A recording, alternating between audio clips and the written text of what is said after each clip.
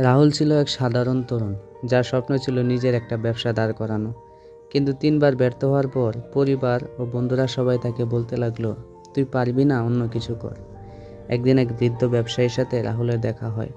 বৃদ্ধ তাকে জিজ্ঞেস করলেন, তুমি কেন হাল ছাড়তে চাচ্ছ? রাহুল বলল, আমি ৩ বার চেষ্টা করেছি, কিন্তু প্রতিবারই ব্যর্থ হয়েছি। বৃদ্ধ হেসে বললেন, তুমি জানো কি, একজন শিশু যখন হাঁটতে শেখে তখন সে কতবার পড়ে যায়? শতবার।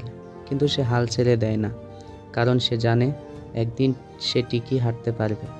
ব্যর্থতা মানে তুমি শেষ হয়ে যাওনি, বরং তুমি এক ধাপ এগিয়েছ।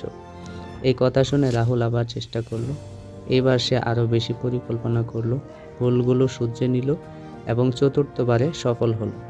এই গল্প থেকে আমাদের শিক্ষা হচ্ছে, ব্যর্থতা মানে শেষ নয়, বরং এটি সাফল্যের প্রথম ধাপ।